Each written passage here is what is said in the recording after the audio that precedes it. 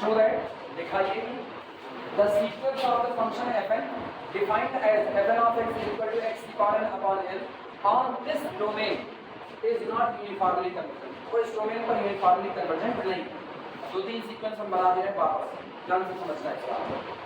अगर main sequence की बात करें तो मेन सीक्वेंस fn मेरे पास है, sequence f1 f2 f3 f4 up to so on। ये मेरा मेन सीक्वेंस है, यानी मेरा मेन सीक्वेंस हुआ f1 n is equal to 1 तो x की पावर 1 अपॉन 1, x की पावर 2 अपॉन 2, x की पावर 3 अपॉन 3, x की पावर 4 अपॉन 4 अप टू।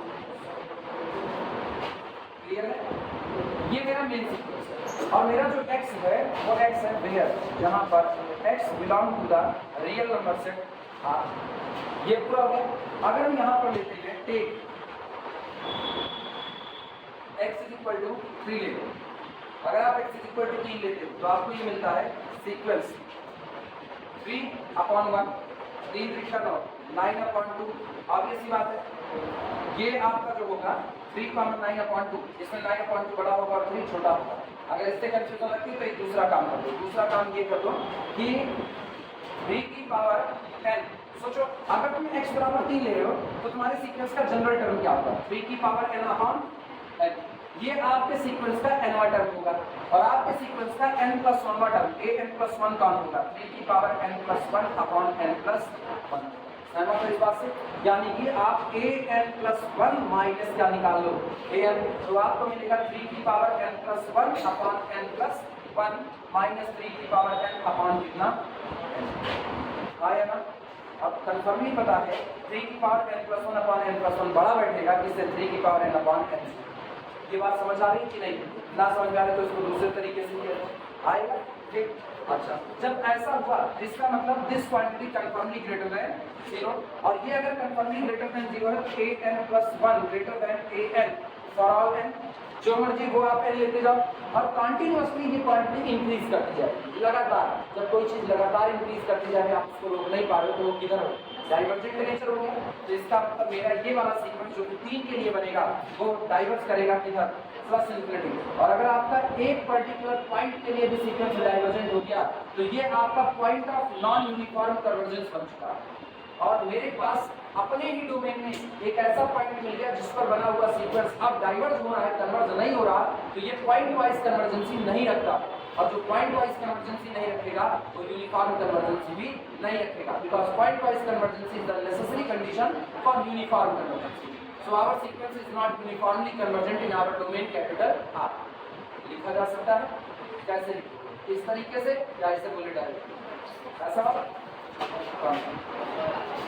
ये बात तो पहले यहाँ तक लिखो, बताओ यहाँ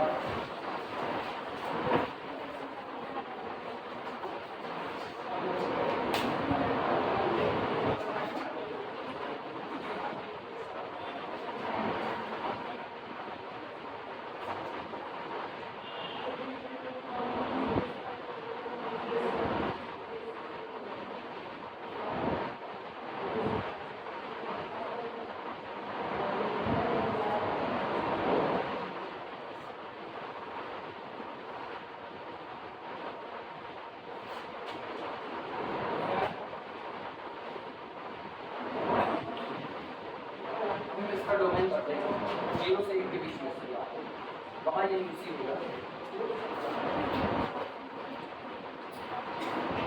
कहाँ तक हो गया? देखना, now take x is equal to 3, now take x is equal to 3, now take x is equal to 3, we get sequence की ब्रैकेट में लिखना, की ब्रैकेट में 3 की पावर n अपॉन n, की ब्रैकेट के अंदर में 3 की power n upon n, we get sequence 3 की पावर n अपॉन n। हो गया? ठीक, now here an is equal to this, an plus 1 is equal to this, here an is equal to 3 की power n upon n and an plus 1 is equal to 3 की power n plus 1 upon n plus 1। अब फिर दोनों को घटा दो, an plus 1 minus an plus 1 minus an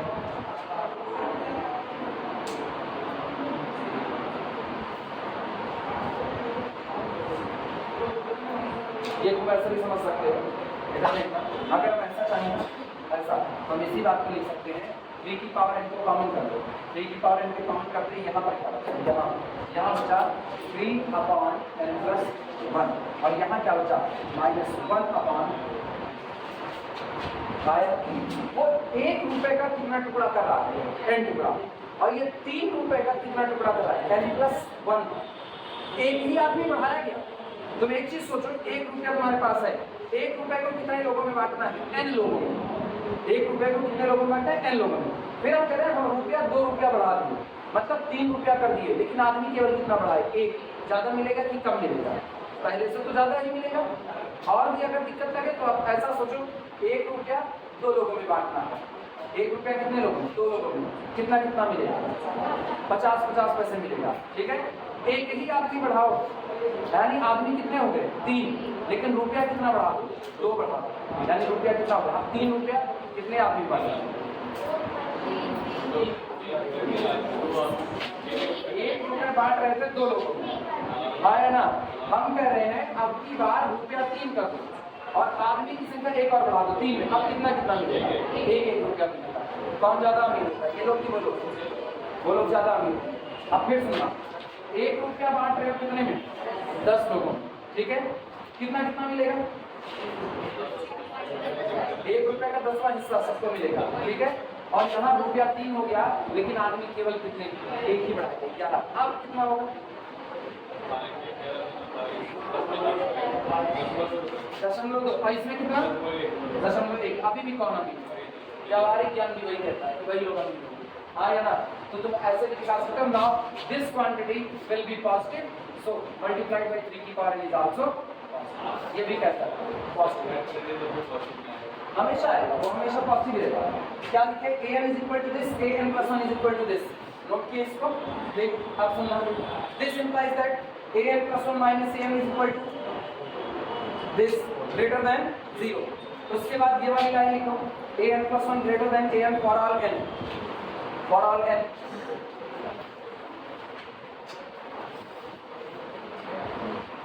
और sequence लगातार कंटीन्यूअसली क्या कर रहा है, इंक्रीज कर रहा है, and sequence is increasing, and sequence is increasing, and sequence is increasing. कोई भी ऐसा नंबर नहीं मिलेगा जो इसको बढ़ने से रोक सके, ठीक। Therefore सीक्वेंस 3 की power n upon 3, sorry upon n diverges two plus infinity. अच्छा वैसे इसकी लिमिट निकालो, अगर 3 की पावर n अपॉन n की लिमिट वैसे निकालो जैसे तुम लोग इंटर में निकालते आए हो, limit n approaches to infinity 3 की पावर n अपॉन n, इसकी लिमिट निकालो तो कितनी आएगी, इसकी लिमिट कितनी आएगी,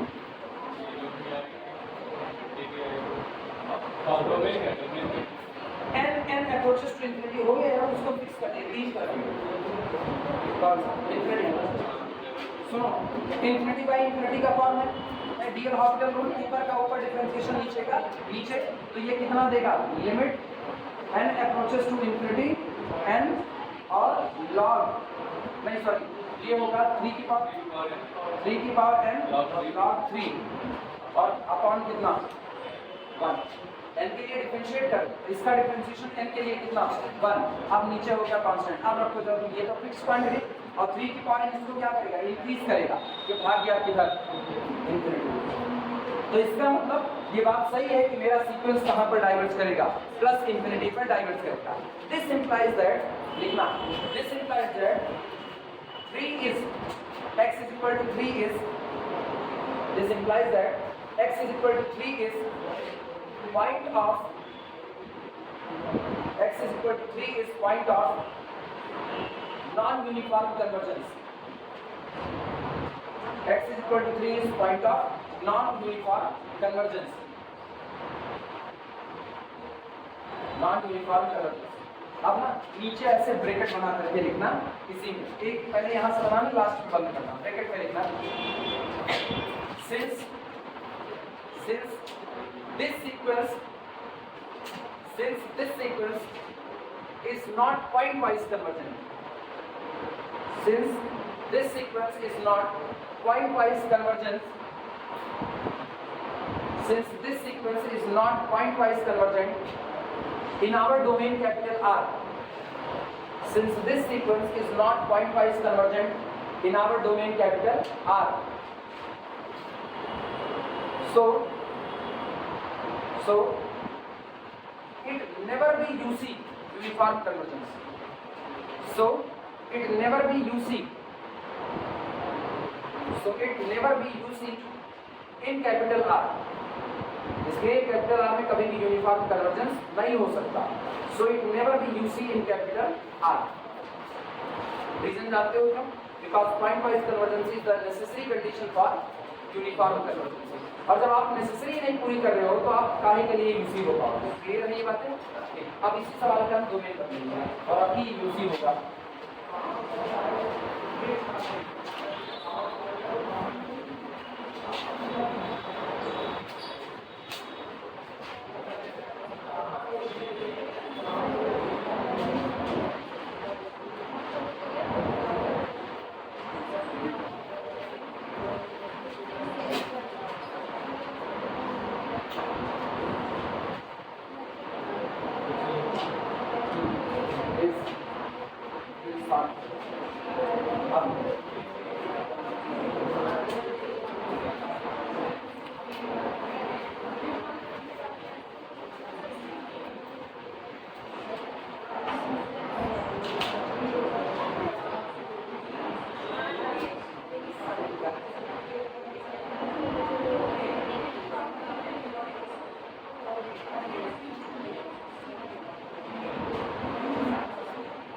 सवाल सेम है, बस खाली डोमेन चेंज करके इसलिए डिफरेंट हो गया.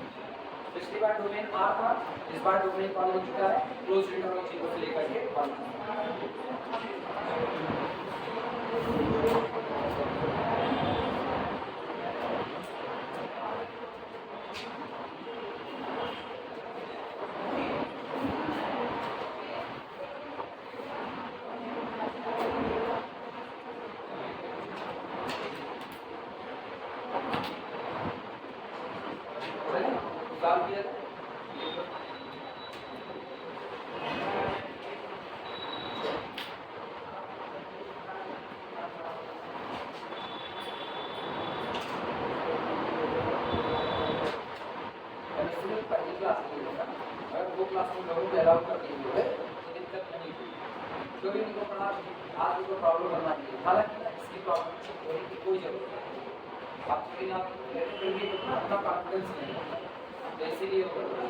अच्छा, एमएससी की क्लास में जगह नहीं कि स्टैंड लगा सकते, कॉलेज की क्लास में जगह नहीं कि स्टैंड लगा सकते, तो ना एमएससी की रिकॉर्ड करते हैं. कल बारिश हो रही है 5 लोग, जिस दिन बारिश नहीं होती उस दिन 10 में 11 लोग आए और एडमिशन 70 का, एडमिशन 70 का आए 11 लोग. मैथ एमएससी सोचो इतनी बदतर कंडीशन बनाई बस. ये एक दिन का नहीं था, 5 साल में ये कंडीशन तैयार हुई है कि 5 साल में 70 एडमिशन पर. पहली बार 2017 में एमएससी आई थी तो 70 एडमिशन हुए थे और 70 में से 65 परसेंट हुए और 17 के बाद ये सिचुएशन हो गई कि 70 एडमिशन है और 10 से 11 सॉल्यूशन देखो. हाँ, वो डाइवर्जेंट नहीं हो गए, वो कन्वर्जेंट टू 0 हो गए. चलो पहले तो क्या निकाला जाए? Limit function. पहला काम लिमिट फंक्शन. तो अपना f(x) इक्वल टू होगा limit n approaches to the infinity fn of x. ध्यान देना, this is equal to limit n approaches to infinity x की पावर n अपॉन n. लेकिन इस बार लिमिट क्या रहेगी? 0, क्योंकि अब की बार x 0 से 1 के बीच में, अब 0 से 1 के बीच में फिक्स हो चुका है तो छोटा ही रहेगा. अगर x छोटा रहेगा तो पावर बढ़ाने पर वो क्या करता जाएगा? तुम एक चीज सोचो, अब 3 बातें हो सकती है. x का 0 हो जाना, x का 1 हो जाना और x का 1 से कम अब 0 से बड़ा होना. 3 बात हो सकती है. अगर बेचारा x खुद 0 हो गया तो ये लिखा गया है limit 0 upon n that is equal to again 0, तब भी 0. अगर x 1 हो गया तो लिखा गया है लिमिट 1 अपॉन n, तब भी कितना? 0. और अगर x इसके बीच में हो गया तो limit n approaches to the infinity x की पावर n अपॉन कितना n, लेकिन अब ये क्वांटिटी 1 से कम है और 1 से कम है तो जब पावर बढ़ाते जाओगे तो ये और छोटी होती जाएगी, यानी दिस क्वांटिटी अप्रोचेस टू 0। हर बार आपको लिमिट क्या मिलेगी 0, तो आपका लिमिट फंक्शन क्या आएगा 0। क्लियर नहीं बात है ना? तो जिन लोगों को इसमें कंफ्यूजन लगे कि वो ऐसे सीधे नहीं कर सकते वो लोग एक काम करेंगे, इस तरह को लिखेंगे this is equal to limit 0 by n when x is equal to 0, limit x की power n upon n whenever x less than 1 greater than 0, और limit 1 upon n whenever x is equal to 1, and this is equal to केवल और केवल हर बार की किससे आए ना, क्या यहाँ तक जो लगे तो ऐसा f of x is equal to limit n approaches to infinity x की power n upon n is equal to her case में 0 for all x belong to the closed interval 0 से आगे आपका लिमिट फंक्शन कौन सा ज्यादा सीधे या ये दोनों सीधे, दोनों ले चाहे जैसे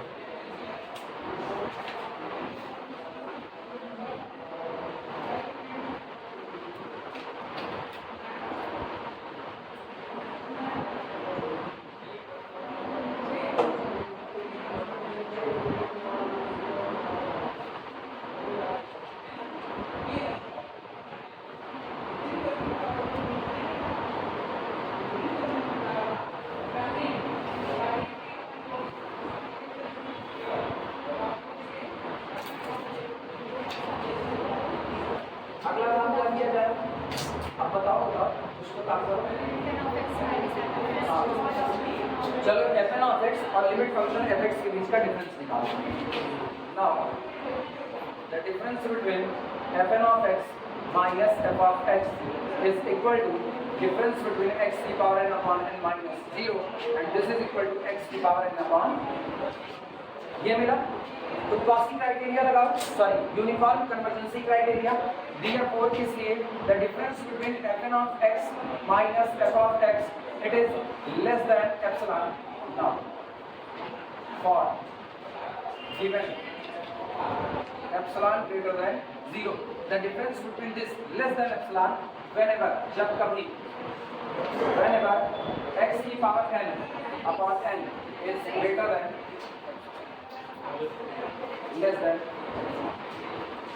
जब ये क्वांटिटी लेस देन एप्सिलॉन होगी तभी ये quantity mod of fn of x minus f x less than कितना होगा एप्सिलॉन, यानी this implies that difference between fn of x minus f of x less than epsilon whenever जब कभी whenever x की power ना n upon x की power n greater than कितना 1 upon epsilon।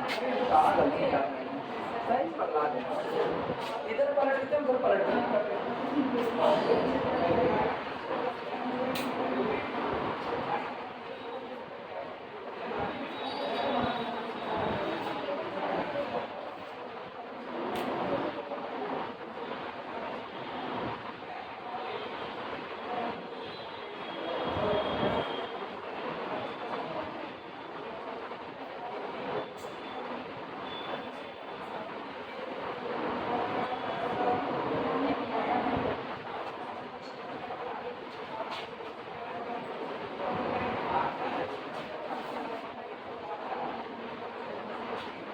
सोच के बता रहा हूँ।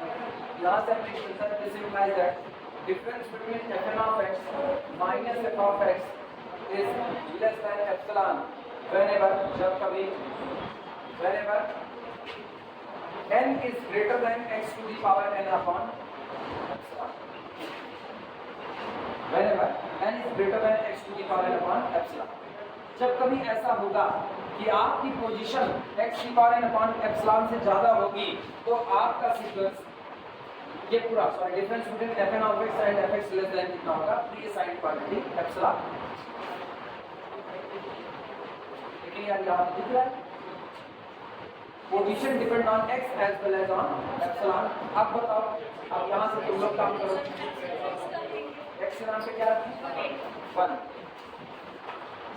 ठीक है, चलो इसका मतलब तुम लोग कहना चाहते हो whenever n greater than 1 upon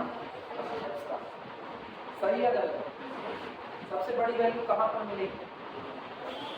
सबसे बड़ी वैल्यू 1 पर मिलेगी पक्का? क्यों? डोमेन का सबसे बड़ा पॉइंट 1 है, इसलिए x की पावर n का नीचे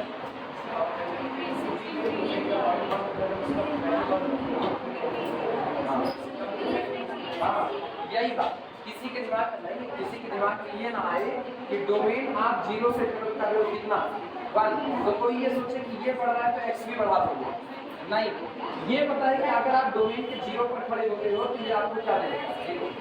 जब यहाँ पर खड़े होगे तो x की पावर 1 क्या x की पावर n क्या देगा 1, और बीच में अगर आओगे तो लेस देन कितना देगा 1। वापस समझना जो लोग नहीं समझ पाए इस बात को। ये आपका डोमेन है, यहाँ आप खड़े रहोगे तो 0, यहाँ आप खड़े रहोगे तो 1, और बीच में आप खड़े रहोगे तो कुल मिलाकर के इसमें आपका x बिलोंग कर रहा है। लो आपका x यहाँ पे पूरे पर, और फंक्शन कौन है? फंक्शन है x टू दी पावर कितना n। पता करना है x की पावर की टॉप वैल्यू कहाँ पर मिलेगी। तो हम लोग करते हैं, हम इसी डोमेन के पॉइंट को भर रहे हैं। डोमेन में 3 तरह के पॉइंट आ रहे हैं। पहला तो 0, तो यहाँ पर 0 भर दो तो ये आपको क्या देगा 0। फिर ये आते हैं नॉन जीरो, लेकिन ये वो नॉन जीरो जो 1 से कम है, और 1 से कम वाले नॉन जीरो भरोगे अब पावर बढ़ाओगे तो 1 से कम ही तो पावर मिलेगी। तो यानी कि x की पावर n बीच वाले हिस्से पर आएगा लेस देन कितना 1 आएगा। लेकिन अगर ये कॉर्नर वाला 1 ही भर देते हो तो x की पावर n कितना आ जाएगा 1। अब बताओ 3 तरह की वैल्यू सबसे बड़ा तो आपको डोमेन का लास्ट पॉइंट जो 1 है वहीं पर आपको टॉप वैल्यू मिलेगी। इसका मतलब आप एक काम केवल कीजिए कि आप ये बात सीधी लिख लीजिए, this implies that the difference between fn of x minus f of x is less than epsilon whenever जब कभी whenever n is greater than 1 upon। Seriously ये बात समझ में आई आयुषी? इसमें पीछे मकान पल्ले पड़ी ये बात इधर, ये समझ में आया क्यों ऐसा किए? क्योंकि हम x को ही देख करके सारा किस्सा तय करते हैं, और x का किस्सा यही हो रहा है। अब तक मेरा फंक्शन या तो इंक्रीजिंग या तो डिक्रीजिंग नेचर में आ रहा था, यहाँ मेरा फंक्शन दोहरा नेचर रख लिया ना। पहले वो 0 पर तो एकदम कांस्टेंट हो गया, 0 रह गया, लेकिन जब बीच वाली वैल्यू लिया 0 से 1 तो वो घटने लगा, डिक्रीजिंग हो गया। लेकिन कॉर्नर पर वो अपनी सबसे बड़ी वैल्यू आपको दे चुका है। तो हम लोगों का मतलब किससे होता है? सबसे बड़े वाले से। ले लियो कि नहीं को।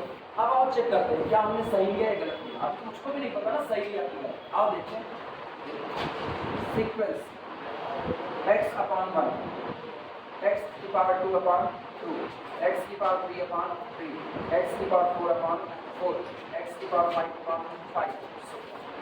ठीक, चेक कर। अब कुछ लिखना मत, यूसी वगैरह की बात बोला।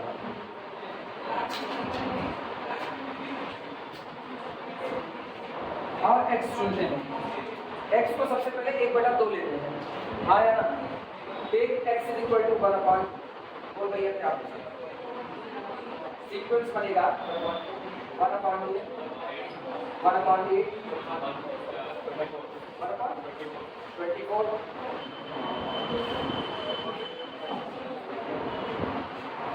हमने जोड़ा था 1 अपॉन 28, 120। सो ये हो गया, ठीक है। अब आप एप्सिलॉन चुनते हैं, epsilon is equal to 1 upon 5, epsilon is equal to 1 upon 5। तो 1 अपॉन एप्सिलॉन कितना हो जाएगा 5। 5 के आगे बढ़ जाओ, 1/5 से कम रहोगे, 5 से आगे छोड़ो, ये दूसरे से ही कम हो रहा है। लेकिन फिक्स पोजीशन है 5 के आगे से कंफर्मली रहोगे। तो सोचो हम लोग बढ़े 5 के आगे, 1 2 3 4 5वां, ऑब्वियस बात है 1/128 से भी छोटा होगा, और उस दौरान वो जो होगा वो 1/5 से कैसा रहेगा, छोटा या बड़ा? छोटा रहेगा। नहीं समझ पाए? 1/128 से बड़ा, ठीक है कि नहीं ना? और अगर ये हुआ तो इसका difference between fn of x कौन क्या वाली क्वांटिटी, और माइनस अपना लिमिट फंक्शन कौन 0 इज लेस देन 1 अपॉन कितना 160, आप सोचो पांचवें टर्म के बाद कब, whenever n greater than or equal to 5, पांचवें टर्म के बाद सिचुएशन है इन दोनों के बीच का अंतर लेस देन कितना बना रहेगा 1/5। अब याद करो कल भी कहते पहले भी हो सकता है, लेकिन एक यूनिक पोजीशन जो हर सीक्वेंस के लिए आपके पास है।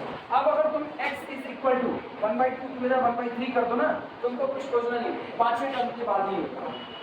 आप x इज इक्वल टू और छोटा कर दो, इसको कर दो 31/33 कर दो, 31/33। अब भी पांचवें टर्म के बाद ही ये कहानी बनी है। समझ में आ रही है ये बात है? क्लियर हुआ? तो इसका मतलब मेरा फंक्शन कैसा रहेगा, यूनिफॉर्म। लेकिन जैसे आप एप्सिलॉन को बदल दोगे 1/6, तो अब अगला टर्म क्या बनेगा 6 से आगे बदल गया कि नहीं? तो पोजीशन केवल किस पर डिपेंड कर रही है, एप्सिलॉन पर। हमको एक्स देखने की कोई जरूरत क्या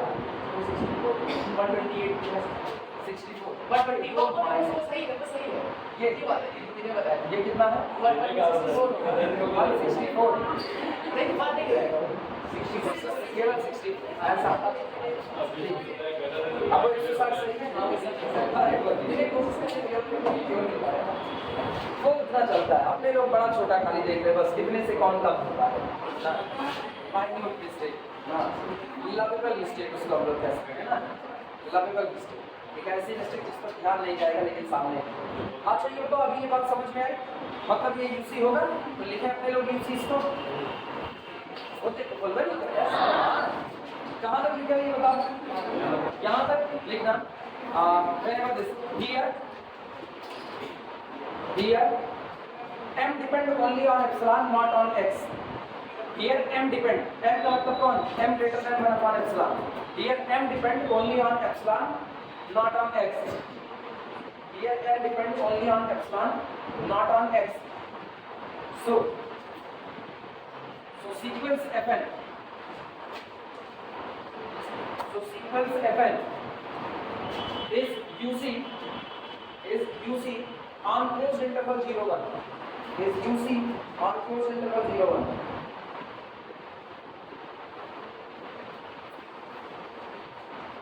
so sequence fn is uc on closed interval 0 1। हो गया? यही सवाल है, डोमेन बदल जाएगा तो गड़बड़ है। डोमेन आर हो गया तो नॉन यूसी, और डोमेन क्लोज इंटरवल 0 1 में रहा तो कैसा रह गया यूसी।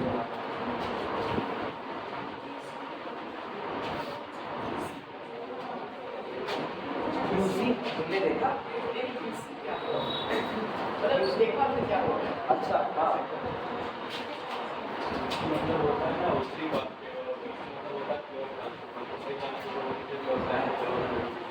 पुलिस भर्ती है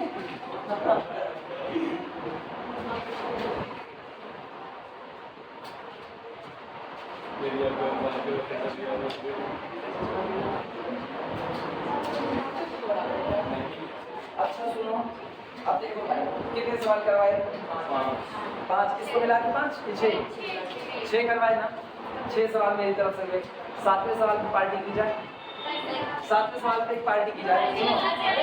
अरे डर को कितना पढ़ाने के बाद काहे डरते हो तुम? 7वें सवाल दे रहे हैं, नहीं आएगा तो हम तो खड़े ही हैं, हम कहीं जा थोड़े रहे हैं ना, ये जमीन फट रही है ना, उसमें समा रहे हैं ना, आसमान के ऊपर रहा है ना, ऊपर जा रहे हैं, कोई नहीं। सुनो 7वां सवाल तुमको हम दे रहे हैं, ध्यान दीजिए। 7वां सवाल आपकी झोली में प्रसाद के तौर पर डाला जा रहा है। आप सभी लोग बड़े ही आध्यात्म भाव से मन लगा करके 7वें सवाल के लिए लिमिट फंक्शन की गणना कीजिए। शुद्ध हिंदी बोला जाए ना, लिमिट फंक्शन की गणना कीजिए। क्या अब नए बाबा प्रवचन का लिमिट फंक्शन की गणना कीजिए।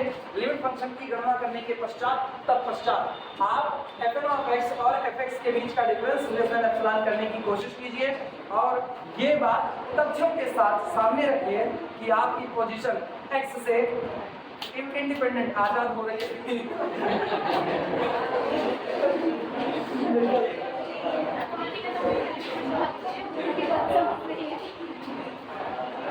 छोड़ो यार, कुछ और करते हैं, ये नहीं कुछ और करते हैं, एक और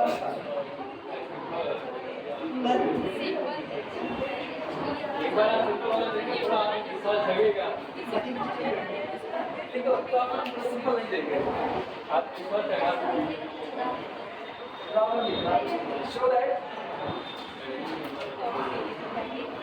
show that x is equal to 0 is a point of non-uniform convergence. Non-uniform convergence of the sequence of function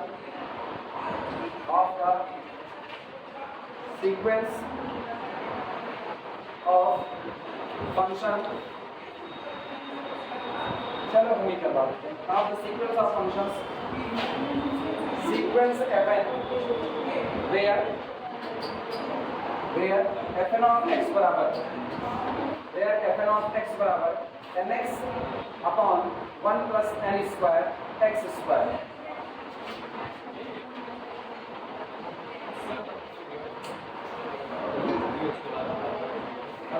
fn of x is equal to nx upon 1 plus n square x square.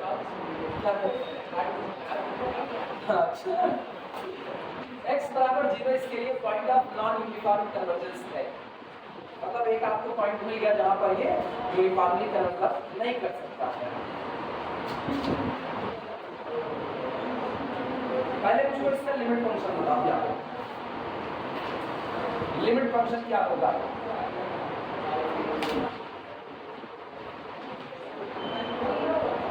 पक्का तेज लगाई बनी लड्डू का असर है ना, पक्का हमसे कहां से आई थी लड्डू कितना करता खाई नहीं। अच्छा तभी तो क्वेश्चन लिखना f of x is equal to limit n approaches to the infinity fn of x is equal to limit n approaches to infinity fn of x कहाँ गया मेरा nx upon 1 plus n square x square। एक काम करो nominator denominator में nx से क्या लगा दिया जाए, डिवाइड लगा दिया जाए। This is equal to limit n approaches to the infinity। अच्छा nx से डिवाइड लगाओ तो ऊपर क्या बना 1 upon nx लगाना 1 upon nx और प्लस कितना nx 1 upon nx प्लस क्या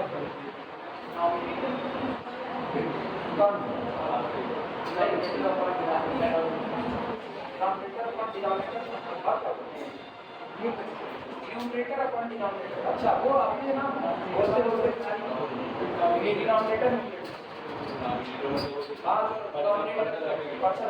डिनोमिनेशन जिसको बोलते हैं ना, अरे मेरी बड़ी मतलब भाषा यार, ट्रांसलेशन में ऐसे ही पता करते होती है। कई लोग एम्पलीट्यूड बोलने में बड़े फंसते हैं, एम्पलीट्यूड बोलने में बहुत फंसते हैं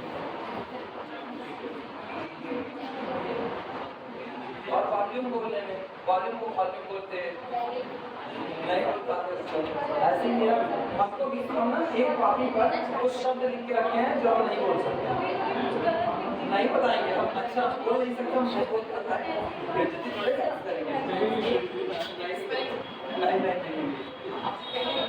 नहीं तुम लोग बुलाओ जब बोलेंगे नहीं। अच्छा n approaches to infinity, ये वाला इंफिनिटी 1 upon इंफिनिटी कितना 0 हुआ।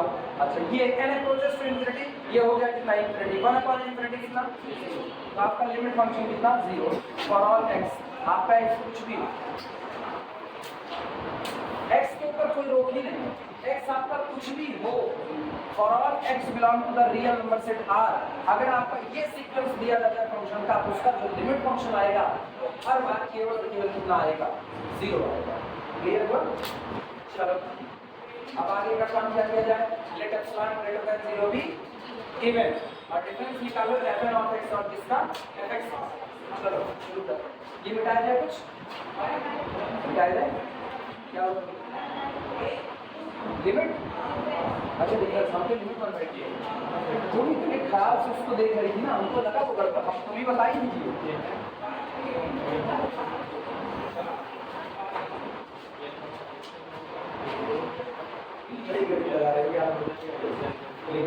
Late epsilon greater than 0 be given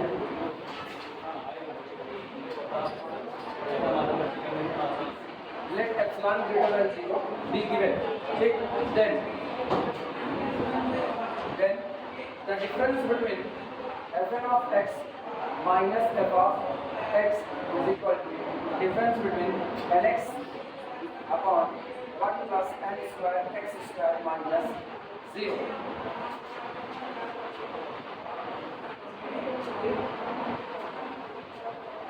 This is equal to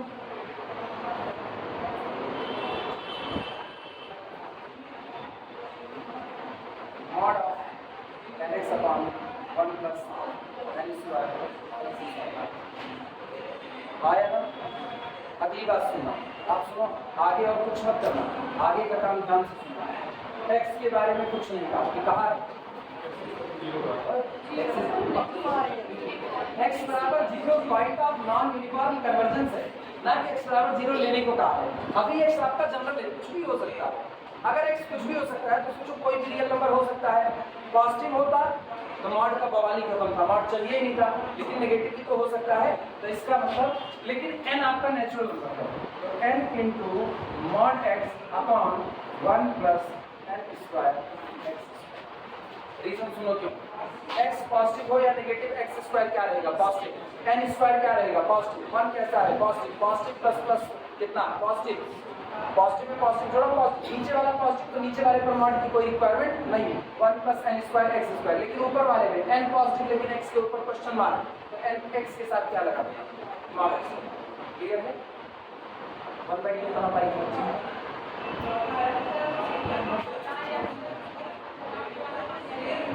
x की जगह क्या रख दीजिए 1/n।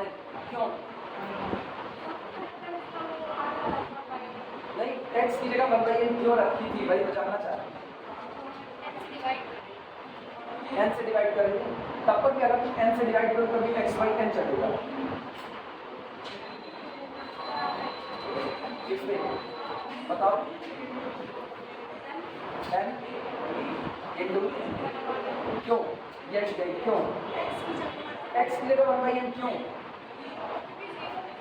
भाई, सुनो सुनो, x की जगह 1/n नहीं रख सकते क्योंकि x हमारा किससे बिलोंग कर रहा है r से। 1/n तो खाली पर्टिकुलर हो गया, 1/1 1/2 1/3 1/4, बाकी तो तुमने सारे छोड़ दिए। तो यहाँ जो डिफरेंस निकाला जा रहा है ये फॉर ऑल n के लिए निकाला जा रहा है, तो ये 1 2 पर नहीं है। ये बातें जो आई ना, आपका x कुछ भी हो हर बार इनका डिफरेंस यही निकल कर गया है। अब एक बात समझिए, इसीलिए यहाँ वैल्यू रखने की कोई गलती मत करना। चले अब सुनो, इनका डिफरेंस लेस देन क्या करना है एप्सिलॉन, तो बाकी बातें इस क्वांटिटी को लेस देन क्या होना पड़ेगा एप्सिलॉन। ये चीज ख्याल रखना।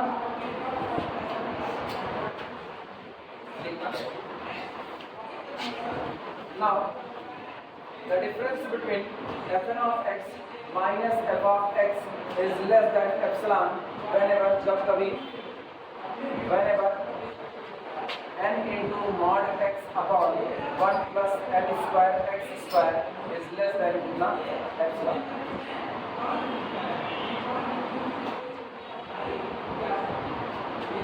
that is अर्थात अब हम इस बात को ना बार बार नहीं बोल रहे हैं, whenever करते चल रहे हैं। अगर जगह नहीं होगी अगले पन्ने पर जाना तो फिर पूरी बात है, जगह होगी तो बस whenever करते चले जाना। that is whenever, जब कभी। सुनो इधर इधर क्रॉस मल्टीप्लाई कर सकते हो, n into mod x less than epsilon plus n square x square into epsilon. सही है गलत, epsilon plus n square x square epsilon.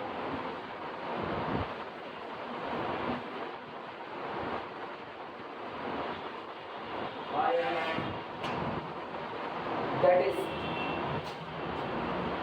whenever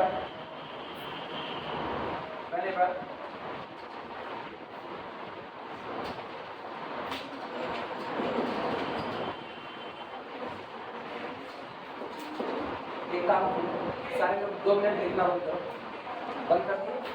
अब इधर देखो, इनको उधर लेकर के जा रहे हैं, तो उधर बना n स्क्वायर एप्सिलॉन x आया ना, ये उधर गया minus n into mod x और प्लस कितना एप्सिलॉन, सारे उधर चले गए तो सोचो इधर वाली क्वांटिटी बड़ी है, इधर कुछ नहीं छूटा, ग्रेटर देन कितना, यानी आपकी ये क्वांटिटी लेस देन एप्सिलॉन होगी जब कभी ये क्वांटिटी ग्रेटर देन कितना होगी, 0। हाँ या ना? अब लिखो ये लाइन, लिखो वो कितना से समझाएंगे।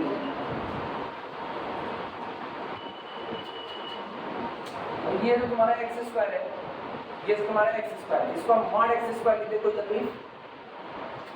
एक्स स्क्वायर को मॉड एक्स स्क्वायर लिखते, कोई तकलीफ नहीं, यानी कि दैट इज अर्थात व्हेनेवर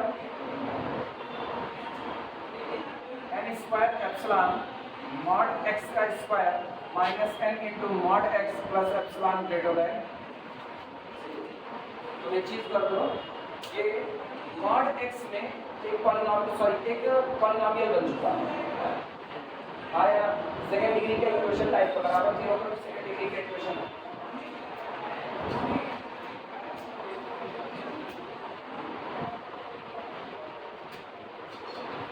अब आगे की बात आगे क्या किया जाए, आगे क्या किया जाए,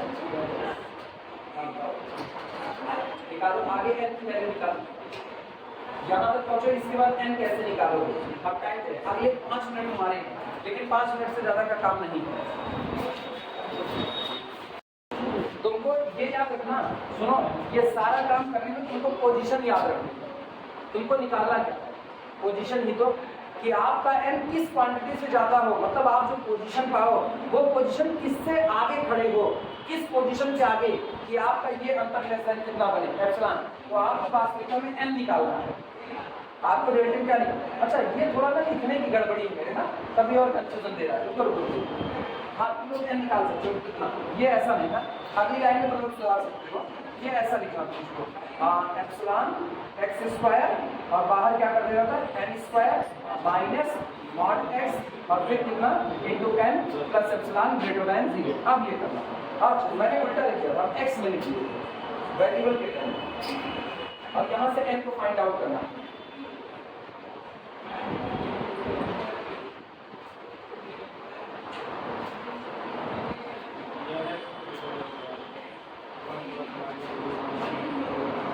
अरे बन टाइम कर उसको मॉडल करके अपने लिखते हैं। हाँ वो मॉडल रहेगा क्योंकि x दोनों को, उसको तो हम पिछली बार ना हम सोचे x में बना दे, लेकिन x में गलत बना दिए थे, मेरे को उसको x स्क्वायर में नहीं बल्कि n स्क्वायर में बनाना था।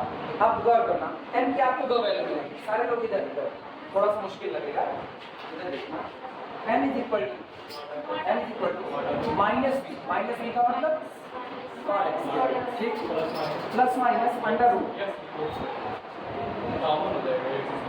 नहीं करेंगे, शांत हो ना, कोई नहीं, मॉड इधर minus b plus minus under root b square का मतलब कौन, मतलब ये x square, b square minus 4ac 4x square epsilon square, x square epsilon upon कितना 2a का मतलब 2x स्क्वायर एप्सिलॉन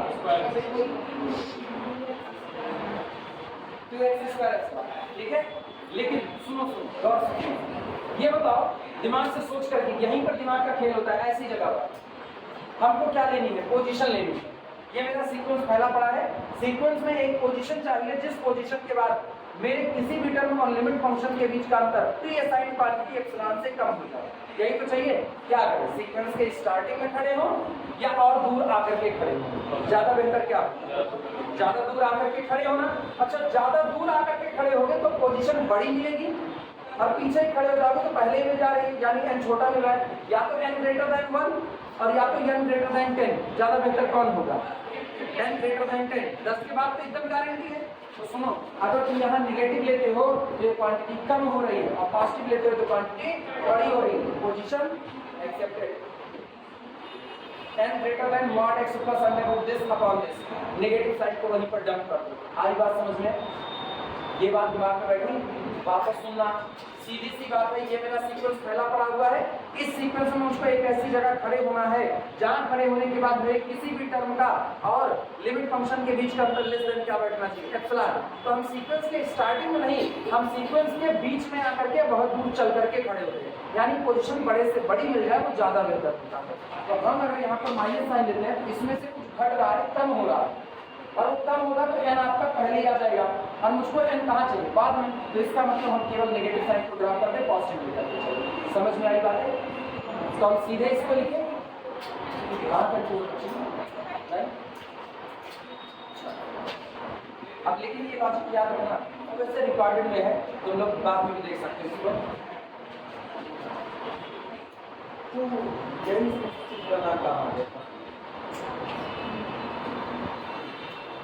तो लिखना, अब हम एक बार फिर से पूरा लिख रहे हैं। This implies that the difference between fn of x minus f of x is less than epsilon if whenever ज्यादा बड़ा हो जा रहा है, मार्कर की बचा है, if लिख देते हैं। चलिए, if n is greater than ये आप mod x plus under root plus minus नहीं केवल plus x square minus 4x square epsilon square upon 2x square epsilon square note कर लो। और ये लॉजिक याद रखना क्यों किया गया ऐसा। अब तुम मैंने x स्क्वायर पाओ इतने के बाद, इसीलिए रोको, पहले ये बात समझो, प्लस माइनस को फिर कॉमन कर दो।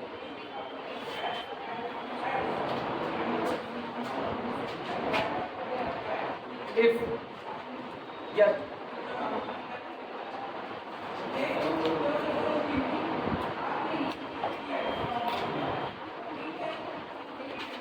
n is greater than, अब सुनो, ये जो तुमको mod x नजर आ रहा है, ये mod x, इसको हम ना निपटा देंगे एक ही बात। कैसे निपटाएंगे वो सीमा दिमाग को लगाओ। ये कौन है?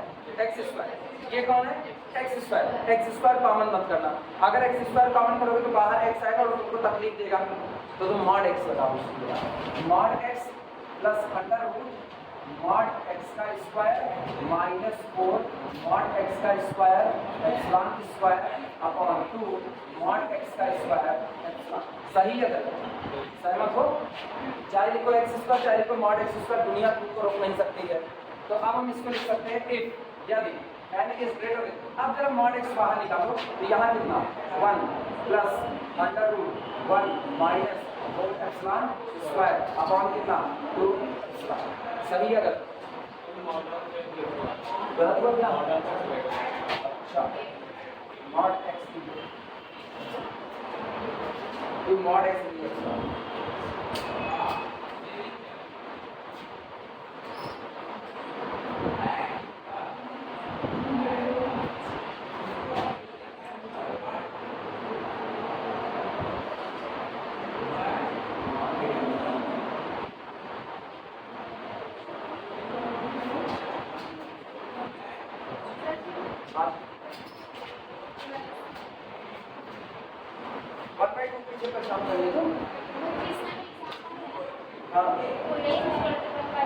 तो वो x बराबर बताइए ले जबरदस्ती है, 2 मिनट में बताइए नहीं होगा।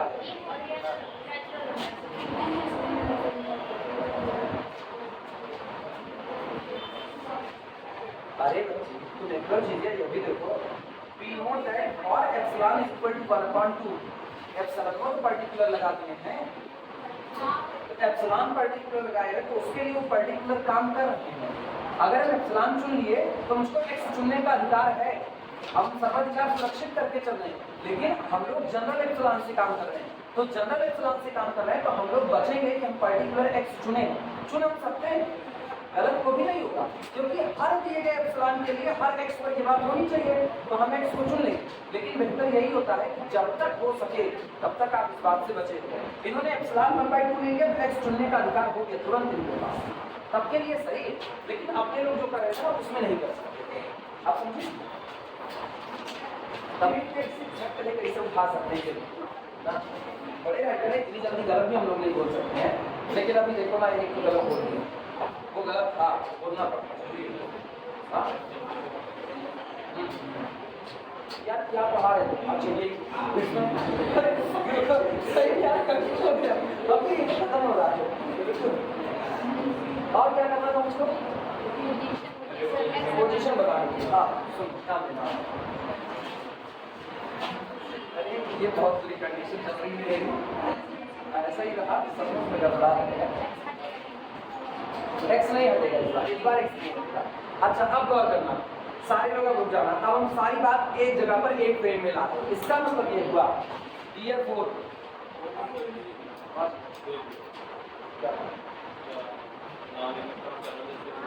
x बराबर equal non uniform convergence point है वो बन जाएगा ना। ईयर 4 इसलिए और इफ बी चूज, ध्यान देना कुछ लिखना मत बस, if we choose small m greater than or equal to 1 plus under root 1 minus 4 epsilon square upon 2 mod x epsilon, लेकिन x does not equal to, पहले ये शर्त लगाओ ठीक। अगर हम m को चुनते हैं इससे बड़ा, कब? जब x does not equal to 0, then the difference between fn of x minus f of x, this quantity less than epsilon, whenever, या if लगा देना, whenever, जब कभी n greater than m, n greater than m, या फिर n greater than 1 plus under root 1 minus 4 epsilon square। वैसे चूंकि ऊपर में भी चर्चा करनी है तो n greater than m and m is greater than or equal to 1 plus under root 1 minus 4 epsilon square upon 2 mod x epsilon, x does not equal to 0। पहले दिन के बाद अभी हम उसको नॉन यूनिफॉर्म कन्वर्जेंसी का पॉइंट बोले चल रहे हैं, पहले तो ये बात को लिखो। इतनी बात सबको समझ में आ रही है कि नहीं? अब हम x को अप्रोच कराएंगे 0 की तरफ, अब अप्रोच करवाएंगे। अब तुम सोचना, अच्छा 2 मिनट तुम लोगों को कंफ्यूजन हो गई, रुको इधर सुनो, इधर x अप्रोच कराओ 0 की तरफ। whenever x approaches to 0, this quantity becomes more smaller, ये और छोटी होगी और ये और छोटी होगी तो ये क्वांटिटी और बड़ी होगी, यानी होल क्वांटिटी कहाँ भाग रही होगी? इंफिनिटी की तरफ भाग रही होगी। तो सोचो मेरी पोजीशन भी कहाँ भाग रही है? इंफिनिटी की तरफ। यानी अगर डोमेन में 0 आ गया तो पोजीशन कहाँ चली जाएगी? इंफिनिटी की तरफ। मतलब तब 0 अगर डोमेन में शामिल हो गया तो आपका ये फंक्शन अब यूनिफॉर्म कन्वर्जेंस होने वाला नहीं है। तो हर वो डोमेन जिसमें 0 शामिल होगा उस डोमेन में कभी भी आपका फंक्शन यूसी नहीं हो पाएगा। तो 0 आपका कौन सा पॉइंट हुआ? नॉन यूनिफॉर्म कन्वर्जेंसी का पॉइंट हो गया। क्लियर हुआ? अच्छा डोमेन से 0 जरा निकालो, डोमेन से 0 निकालो। मान लो डोमेन अपने 0 हटा दे, डोमेन नंबर 5 से लेकर के 9 तक। अब बताओ फिर एक बार आप x को फिक्स कर पाओगे कि मान पाओगे कि नहीं मान पाओगे? यानी फिर ये रुकेगा कहीं ना कहीं पर। अब जैसे ही रुकेगा उसके बड़ा m आपकी यूसी दे देगा। तो जब आपके डोमेन में 0 होगा तो आपको यूसी पाने से रोक देगा। अब जब आपके डोमेन में 0 नहीं होगा तो इसको क्या कर देगा? यूसी कर देगा। तो इसीलिए 0 मेरा कैसा पॉइंट बन चुका है? नॉन यूनिफॉर्म कन्वर्जेंस का पॉइंट बन चुका है। समझ में आई बात है? नोट करो, इतनी बातें क्यों बताएंगे। अब आगे की बात नहीं हो सकती।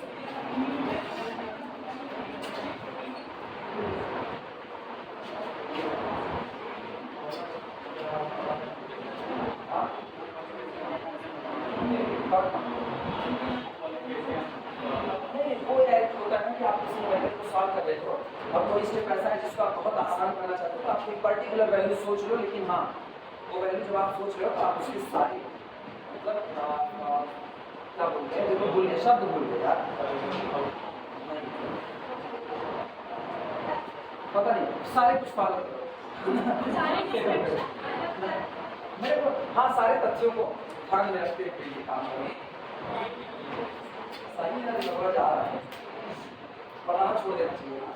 कब छोड़े? कब छोड़े? कल से पढ़ना छोड़ा जाए। एक्चुअली बात करें, 2 दिन से दवाई नहीं खा, 2 दिन से दवा नहीं खा, इसलिए ज़्यादा दवा खाने का रीज़न है।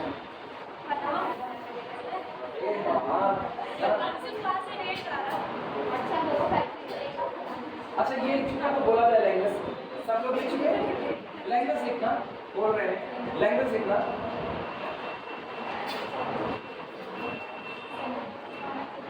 Sequence FN, sequence FN, sequence FN is uniformly convergent. Sequence FN it is uniformly convergent in any domain. Sequence Fn is uniformly convergent in any domain which does not contain 0. Which does not contain 0. Because in this situation,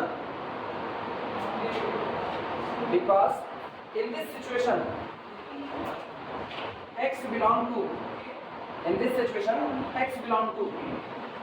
closed interval a b. अब ये closed open कुछ भी हो सकता है, ठीक है.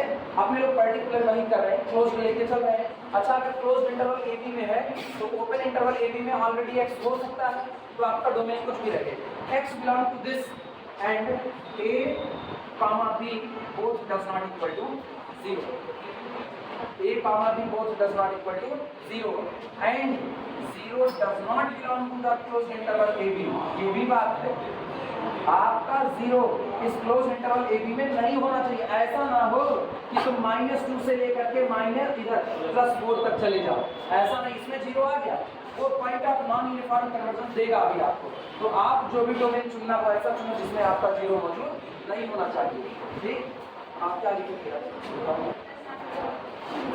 Sequence Fn is uniformly convergent in any domain which does not contain 0 because in this situation x belong to this. belong to लिख के बैठे हैं. 0 does not belong to AB. ठीक,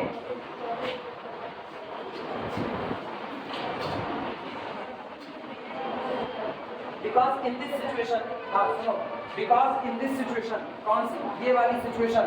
ठीक, 1 plus under root 1 minus 4 epsilon square upon 2 mod x epsilon is stopped at a fixed point. This is stopped at a fixed value. This is stopped at a fixed value. ये एक निश्चित value पर आकर के रुक जाएगा. अच्छा, ये बताओ, x की वैल्यू रखोगे तो या तो ये होल क्वांटिटी इंक्रीज करेगी और या तो ये होल क्वांटिटी डिक्रीज करेगी. मेरे को मतलब इससे इंक्रीज करने से. और ये बताओ, जब x आप फाइनाइट टर्म तक ही बढ़ाओगे, जब x फाइनाइट टर्म तक ही बढ़ाओगे, अब 0 नहीं हो रहा है, तो हर बार ये इंटरवल ए बी में a पर आओगे. तो अगर b रखोगे, दिमाग लगाओ, b रखोगे तो आपने बड़ा पॉइंट रखोगे. जितना बड़ा नीचे वाला उतना बड़ा होगा, तो ये उतना छोटा होगा, ये उतना छोटा. मेरे को इसका मैक्सिमम चाहिए हमेशा, तो हम क्या करेंगे? a को रख देंगे. तो a पर क्या मुझको टॉप वैल्यू मिल जाएगी और इससे बड़ा हम क्या ले लेंगे? तो क्या ये एक फिक्स्ड मैक्सिमम वैल्यू पर रुक रहा है कि नहीं रुक रहा? तो लैंग्वेज क्या लिखते हैं? बिकॉज़ कुछ और लिखिए, it stopped at a fixed maximum value. It stopped at a fixed maximum value. Fix maximum value का मतलब ये मैक्सिमम वैल्यू इंफिनिटी नहीं होने वाली है. It stopped at a fixed maximum value. It का मतलब ये, it stopped at a fixed maximum value and after that we take n, and after that we can take n, and after that we can take small n. अब उसके बाद हम position ले सकते हैं. And after that we can take small n. After that, we can take small n. ठीक, we can take small n. Clear हो गया? और सोचो, अब आपका x पर डिपेंड नहीं करेगा, आप केवल किस पर डिपेंड करेगा? एप्सिलॉन पर डिपेंड करेगा, क्योंकि अब ये रुक चुका है कितने पर? 1 plus under root 1 minus 4 epsilon square upon 2 mod a epsilon, क्योंकि a पर ही आपको मैक्सिमम मिलेगा. ये बातें सबको क्लियर हुई? अब लाइन चेंज करके लिखना, बट, लेकिन, बट ऐसे बड़ा सा लिखना, लाइन चेंज करके. But whenever x approaches to 0, but whenever x approaches to 0, whenever x approaches to 0, ये क्वांटिटी फिर से लिखना. this quantity approaches to infinity. इसी को लिखना बस, इतनी quantity. whenever x approaches to 0, this quantity approaches to infinity. This quantity approaches to infinity. Okay? So it is not possible.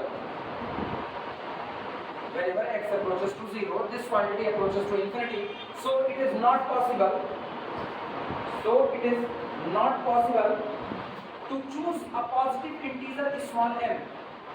So it is not possible to choose a positive integer small m, यानी यहाँ ऐसी position को select करना संभव नहीं है, क्योंकि position कहाँ भाग रही है, इंफिनिटी पर भाग रही है, कौन जाएगा वहाँ पर?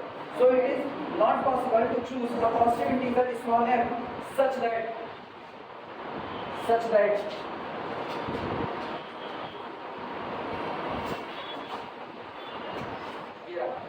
that this point P for all small x belong to domain.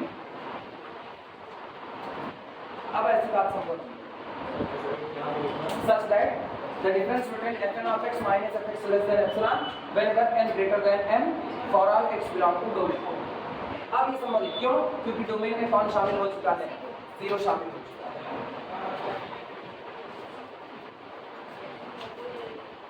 ठीक है। So x is equal to 0 is point of non-uniform convergence. So x is equal to 0 is point of non-uniform convergence. हम अपने हिसाब से जितना descriptive हो सकता था लिखाए हुए, ठीक है। एक दो बार इसको दोहराना, ये थोड़ा सा अलग घट करके लिखा है, लेकिन हाँ इतना मुश्किल काम नहीं है। So x is equal to 0 is point of non-uniform convergence. ये लिखने में थोड़ा सा ना, ये लैंग्वेज थोड़ा सा, अरे कई टीचर बहुत सीनियर टीचर को इस लैंग्वेज से बहुत आसान लिख सकते हैं, उसको बहुत आसान लिखते हैं। हम नए हैं यार, एक्सपीरियंस वाले हैं लेकिन नए हैं, और एक तो भुलक्कड़ है ना, दवा का असर है जो ये गणित ऐसी निकल रही है, दवा का असर ना होता, ये गणित कुछ और ही निकल रही है, विज्ञान निकलता है। हाँ बनता हो गया यार।